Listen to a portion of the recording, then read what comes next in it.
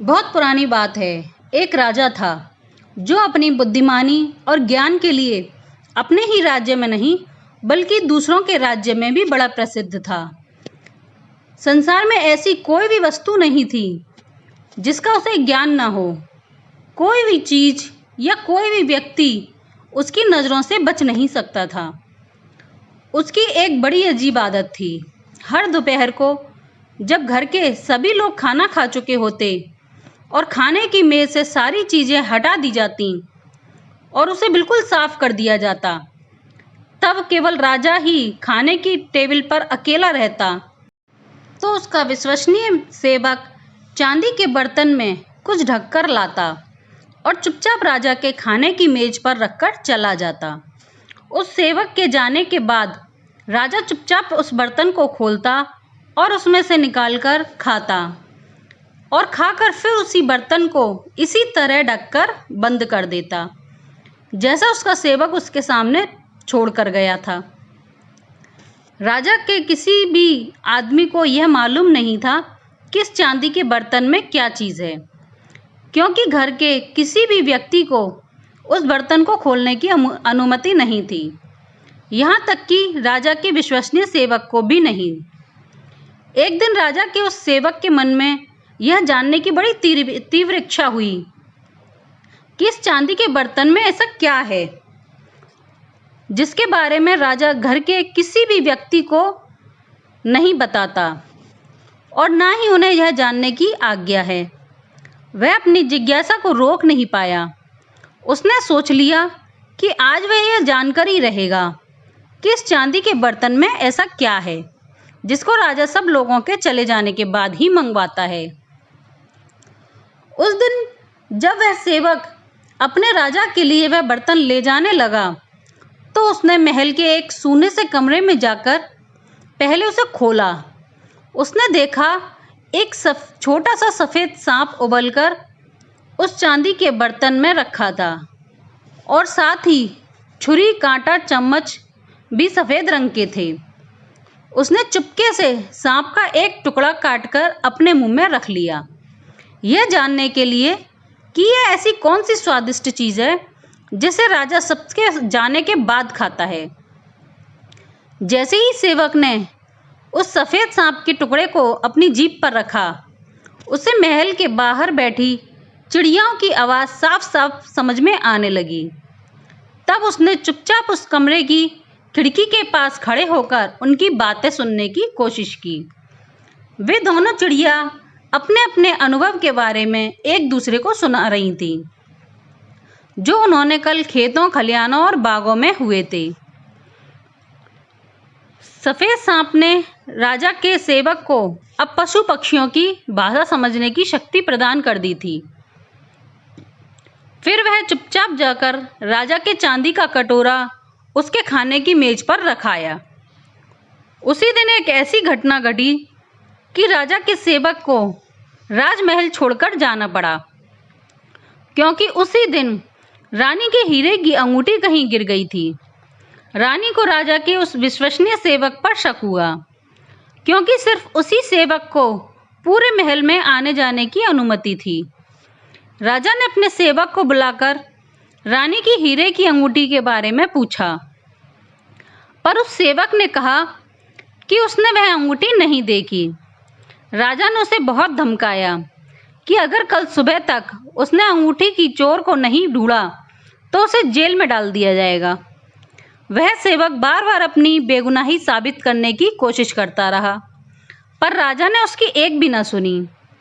Jail और मौत के भय से उसकी जिंदगी दुर्भर हो गई। उसे समझ नहीं आ रहा था कि ऐसी हालत में क्या करे, किससे मदद मांगे। ऐसा सोचते सोचते वह महल के बाहर बने हुए तालाब के किनारे जाकर बैठ गया और अपनी मौत का इंतजार करने लगा, क्योंकि उसे पूरा विश्वास था कि कल सुबह तक उसे उस खोई हुई अंगूठी का पता नहीं चल पाएगा और राजा उसे मौत की सज़ा सुना देगा। अब वह सोच ही रहा था कि तभी सफ़ेद रंग की दो बतखें आपस में बातें कर रही थीं। वह सेवक ध्यान से उन दोनों की बातें सुनने लगा। एक बतख ने दूसरी बतख को बताया, मेरे पेट में कुछ चुभ रहा है।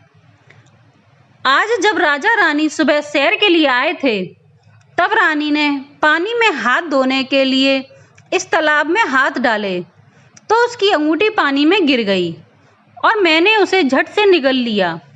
अब वही अंगूठी मेरे पेट में चुभ रही है। सेवक ने जैसे ही उस बतख की बात सुनी, वह फौरन तालाब में उतर गया, उस बतख को पानी से निकाल कर ले आया और दौड़ा दौड़ा रसोइये के पास जाकर बोला, आज शाम के भोजन के लिए तुम इस बतख को काटो। रसोइया बोला, ठीक है, तुम इसे यहीं छोड़कर जाओ, मैं बाद में काट दूंगा। पर बेचारे सेवक को शांति कहाँ थी। वह तो अपनी मौत के डर से परेशान था, सो उसने खुद ही उस बतख को काटने के लिए एक बड़ा सा चाकू उठाया और उसका पेट काट दिया। सचमुच ही उसके पेट से हीरे की बड़ी सी अंगूठी बाहर आ गिरी। अब वह सेवक खुशी खुशी उस अंगूठी को राजा के पास ले गया और अपनी बेगुनाही साबित की। राजा उससे बहुत खुश हुआ और उसने कहा कि वह जो कुछ भी मांगेगा वह उसे जरूर देगा। सेवक ने राजा से विनती की, हे महाराज, मैंने आपकी बहुत दिनों से और बड़ी लगन से, बड़ी सच्चाई से सेवा की है, पर अब मैं कुछ दिनों के लिए छुट्टी पर जाना चाहता हूँ।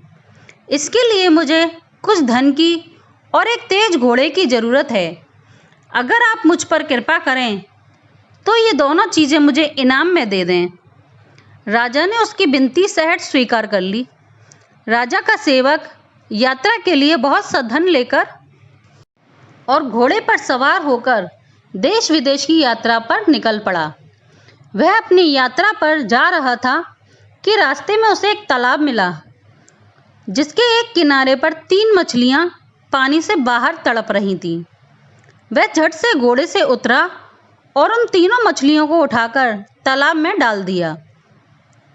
पानी में पहुंचते ही तीनों मछलियां खुश होकर बोली, हम तीनों तुम्हें याद रखेंगी और जब तुम्हें हमारी ज़रूरत होगी हम तुम्हारे काम आएंगी, क्योंकि तुमने हमारी जान बचाई है। सेवक मछलियों की बात सुनकर खुशी खुशी वहाँ से आगे बढ़ गया। काफ़ी देर चलने के बाद वह थोड़ा आराम करने के लिए एक पेड़ के नीचे रुका तो देखा एक कौवा कौवी अपने छोटे छोटे बच्चे को चोंच मार मार कर अपने घोंसले से निकाल रहे थे और साथ में बोलते भी जा रहे थे, अब तुम सब बच्चे बड़े हो गए हो, निकलो हमारे घोंसले से, अब अपना भोजन तुम खुद ढूंढो, हम तुम्हें और नहीं खिला सकते।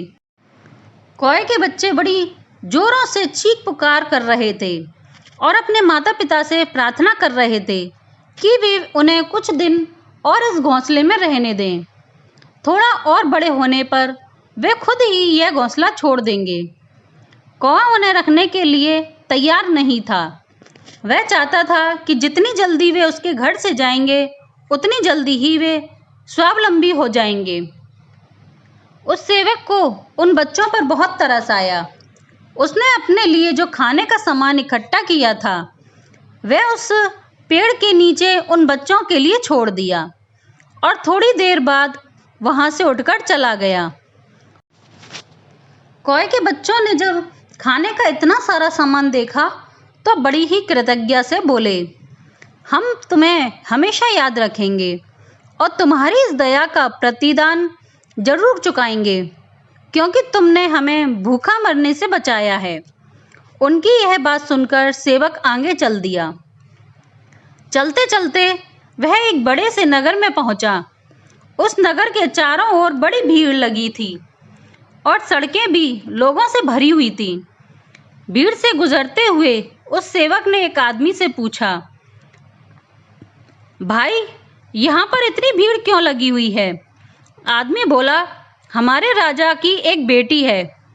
राजा अपनी बेटी के लिए कोई सुंदर और बहादुर सा वर ढूंढ रहे हैं, मगर उस लड़के को अपनी बहादुरी के करिश्मे दिखाने पड़ेंगे। कुछ नवयुवकों ने बहादुरी के कुछ कारनामे दिखाए, पर उन सबको अपनी जान से हाथ धोना पड़ा। सेवक वहां से राजमहल की ओर चल पड़ा। जब वह राजमहल के पास पहुंचा तो उसने राजकुमारी को अपने महल की खिड़की से झांकते हुए देखा, जो सचमुच से बहुत सुंदर थी। उस सुंदर राजकुमारी की आगे यह जान क्या चीज़ है, खतरा मोल लेने में क्या हर्ज है। अगर मर गया तो सेवक की जिंदगी से छुटकारा मिल जाएगा, और जीवित बच गया तो एक सुंदर राजकुमारी का पति बनकर ऐश करेगा। ऐसा सोचकर वह भी राज दरबार में पहुंचा और राजकुमारी से शादी करने का प्रस्ताव राजा के सम्मुख रखा। राजा उसे अपने सिपाहियों के साथ समुद्र के किनारे ले गया और समुद्र में एक सोने की अंगूठी फेंककर बोला, तुम इसे खोजकर वापस मेरे पास लाओ। अगर तुम बिना अंगूठी लिए ऊपर आओगे तो तुम्हें अपनी जान से हाथ धोना पड़ेगा।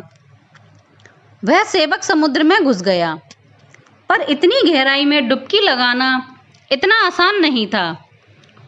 उसे उसी समय उन 3 मछलियों की याद आई जिनकी जान उसने बचाई थी।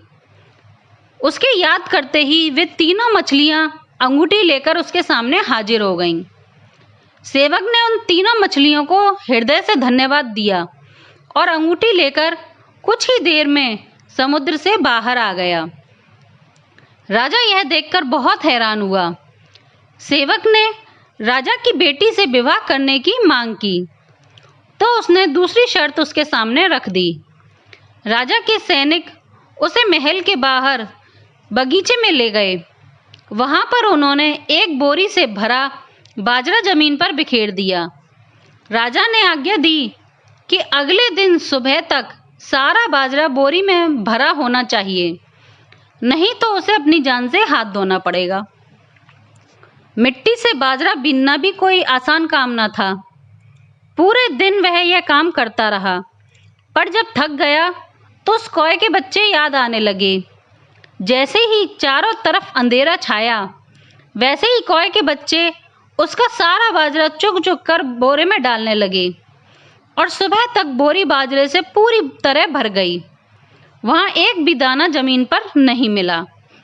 दूसरी शर्त भी पूरी करने पर वह सेवक राजा के पास गया और उसकी बेटी का हाथ मांगा, पर राजा अभी भी उससे अपनी बेटी की शादी करने को तैयार नहीं था। उसने सेवक के सामने एक नई और आखिरी शर्त रखी, क्योंकि उस शर्त को पूरा करना किसी के भी बस की बात नहीं थी। राजा को पक्का विश्वास था कि उसकी नई शर्त को यह लड़का पूरा नहीं कर सकेगा। वह शर्त थी उसकी बेटी के लिए सोने का सेब लेकर आना। बेचारे सेवक को पता भी नहीं था कि सोने का सेब सचमुच होता भी है। अगर होता है तो कहाँ होता है। वह इसी सोच में अपने घोड़े पर चढ़कर सोने के सेब की खोज में निकल पड़ा, पर कहाँ जाए। इसी सोच में वह उस राज्य की सीमा से बाहर आ गया, आकर एक जंगल में चला गया। चलते चलते जब वह थक गया तो घोड़े से उतरकर एक पेड़ के नीचे आराम करने लगा। तभी एक सोने का सेब उसके सामने आकर गिरा। सेब देखकर वह बहुत हैरान हुआ। उसने ऊपर निगाह दौड़ाई तो वे कौवे के बच्चे जो पेड़ पर बैठे थे, उस सेवक ने उन्हें अपने पास बुलाया और उसने उन सेब के बारे में पूछना चाहा, पर उन बच्चों ने कुछ भी नहीं बताया और बोले, हमने जैसे ही सुना कि तुम्हें सोने का सेब लाने की शर्त रखी गई है तो हम इसकी खोज में निकल पड़े और बड़ी ही मुसीबतों के बाद ये हमें मिला है और अब यह तुम्हारे सामने है। तुम इसे राजा के पास ले जाओ और राजकुमारी से विवाह कर लो, क्योंकि इस बार राजा और कोई शर्त नहीं रखेगा। यह सोने का सेब तुम्हारे लिए भी भाग्यशाली है। सेवक खुशी खुशी राजा के पास पहुंचा और सोने का सेब उसके सामने रख दिया। राजा के पास अब और कोई बहाना नहीं बचा। जो इस सेब को ले आया, उससे बढ़कर बहादुर और साहसी कौन हो सकता था। यह सोचकर राजा ने खुशी खुशी अपनी बेटी का विवाह उस सेवक के साथ कर दिया। सोने का सेब भी उसी को इनाम में दे दिया, क्योंकि यह सेब उसकी बेटी की जीवन में खुशियाँ लाया था। तो दोस्तों, अगर आपको यह कहानी पसंद आई हो तो लाइक करें, शेयर करें, कमेंट करें एंड चैनल को सब्सक्राइब करें। धन्यवाद।